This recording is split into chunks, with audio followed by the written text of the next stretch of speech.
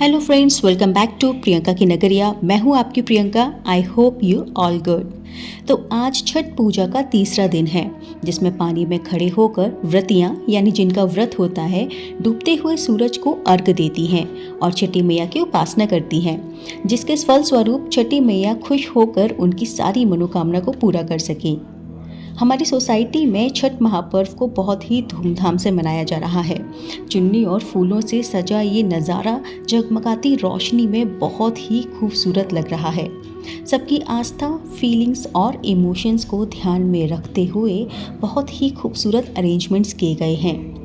Pool में भी limited पानी भरा गया है और गुलाब की पंखुड़ियों से सजाया गया है, जिससे जो भी व्रती हैं वो आराम से पानी में खड़े होकर छठी मैया की उपासना कर सकें और डूबते सूरज को अर्घ दे सकें।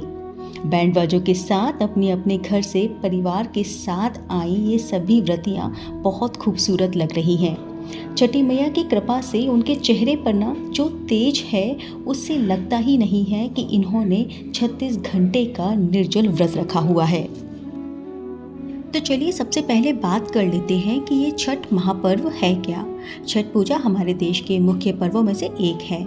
इस त्यौहार पर छठी मैया और सूर्यदेव की पूजा की जाती है।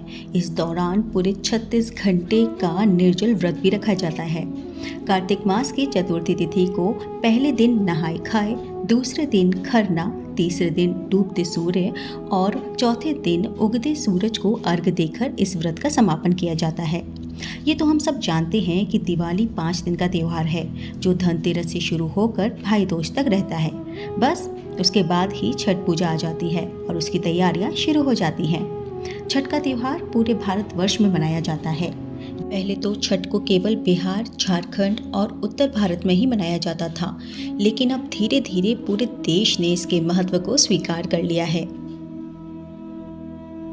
इस पूजा के लिए 4 दिन बहुत महत्वपूर्ण होते हैं: नहाए खाए, खरना, सांझा अर्घ और सूर्योदय अर्घ। छठ की पूजा में गन्ना, जल, डाला और सूप आदि का प्रयोग किया जाता है।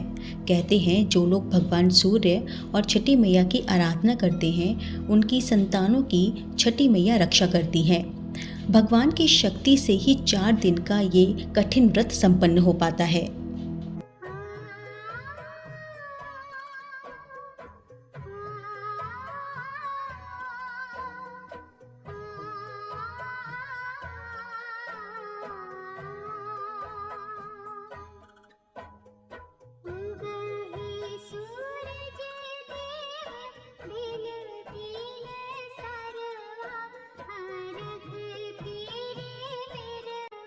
पानी में कुछ समय खड़े रहने के बाद सूर्योदय के समय सूप में रखा जो भी फल प्रसाद का सामान होता है, वो सूप सहित वो अपने हाथ में ले लेती हैं और उसके बाद बाकी सभी लोग सूर्य को अर्घ देते हैं।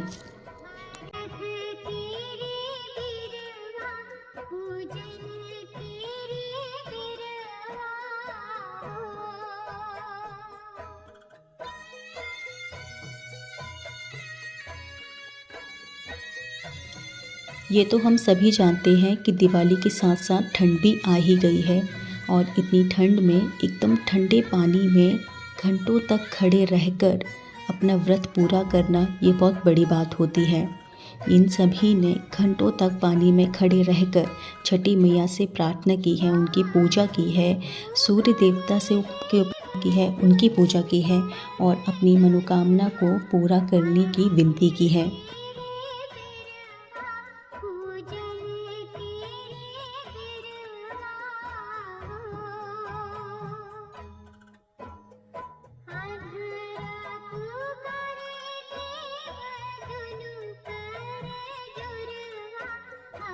और तीसरे दिन की पूजा करने के पश्चात सभी लोग फिर से गाजे बाजों के साथ अपने घर चले गए।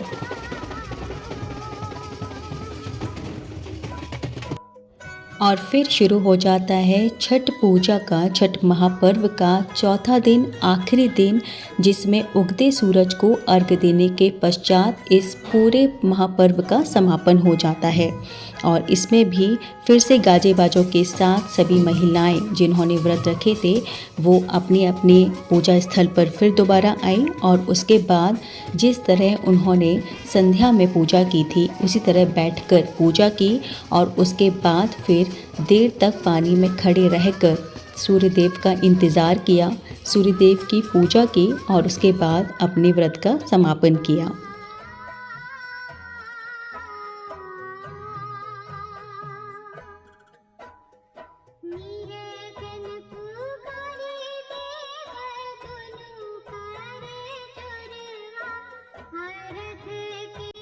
छत्तीस घंटे का निर्जल व्रत होने के बावजूद भी सभी व्रतियों के चेहरे पर इतना तेज है जैसे मानो छठी मैया का ही स्वरूप हो। किसी के भी चेहरे से ऐसा लग ही नहीं रहा है कि वो निर्जल व्रत में हैं या फिर सुबह सुबह जल्दी उठकर 4 बजे यहाँ आई हुई हैं। सभी बहुत एक्साइटेड और बहुत ही खुश नज़र आ रही हैं।